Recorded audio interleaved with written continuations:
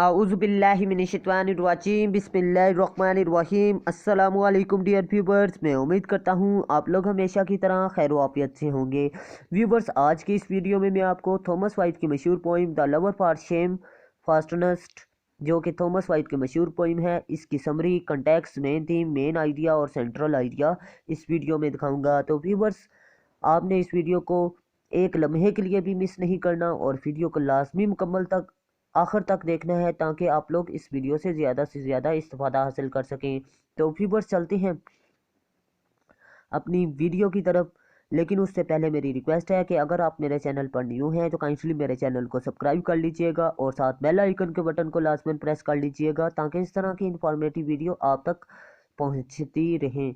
तो व्यूवर्स, इस नज़म the lover for shame fastness में शायर थॉमस वाइट कहता है कि उसकी मोहब्बत में, यानी अपने महबूब की मोहब्बत में जो तकालीफ उसने बर्दाश्त की उनको बयान करता है। वो कहता है कि उसने किस तरह मोहब्बत को दिल की गहराइयों में जगह दी और इसकी खातिर हर दुख और तकलीफ बर्दाश्त किए। वो इस नज़म में बताता है हमें कि उसने कौन कौन सी मुश्किलात, कौन कौन सा दुख, कौन सी तकालीफ क्यों बर्दाश्त की, कैसे बर्दाश्त की और उसका मकसद क्या था। ये सब कुछ इस नज़म में वो बयान करता है। वो कहता है कि उसने अज़म किया हुआ था कि वो अपने महबूब के साथ बावफा रहेगा, और शायर इसके अलावा इस नज़म में अपने दिल में मोहब्बत को छुपा नहीं सकता, बल्कि वो अपने चेहरे पर अयां कर देता है। और उस की जो सी मोहब्बत है अब वो सामने नज़र आ रही है, और वो जो उसकी महबूबा थी उसने इसे सिखाया था कि मोहब्बत कैसे की जाती है। अब वो उसे मना कर रही है कि ऐ मेरे आशिक, तुम अब मुझसे मोहब्बत ना करो। अब सिखाया किसने था? उसकी महबूब ने। लेकिन अब वो अपने आशिक को मना कर रही है कि तुम मुझसे मोहब्बत ना करो।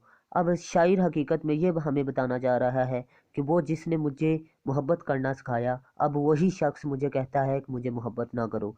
ये था जी इस पोइम का मेन थीम और समरी ऑफ द पोइम और context of the poem Urdu में।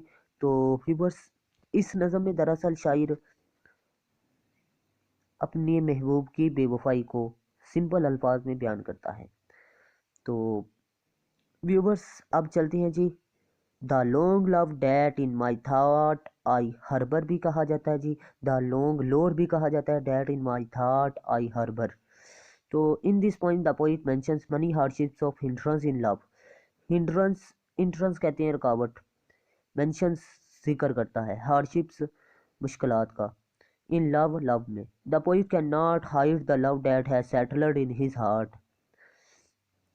पोइट हाइट नहीं छुपा सकता, सेटल्ड इन हिज हार्ट, जो कि उसकी दिल में जमा बैठा है, दिल में जगह बनाए रखा है, बना के रखा है। Because this seizure is now very visible on his face. Seizure कब्जा किया है, इज वेरी विजिबल और वाजिया हो गया है, ऑन हिज फेस, उसके चेहरे पर। वो अब उसके प्यार को छुपाना चाहता है, लेकिन फिर भी उसके चेहरे पर अयां हो चुका है। Rather he has been planned by of his age on the face of the poet, but it is a pity that his mistress who taught him to love is now surprising the poet his emotions and forcing the poet to control his emotions। और वो इसे, और अब वो शायर को control, अपने emotions और जज्बात कंट्रोल करने का कहती है। यानी वो जिसने मोहब्बत करना सिखाया शायर को, वही वही उसकी महबूबा अब उसके जज्बात को कंट्रोल करना सिखा रही है कि तुम अब अपने जज्बात को कंट्रोल में रखो, अपनी हद में रहो और मुझसे इतना प्यार ना करो।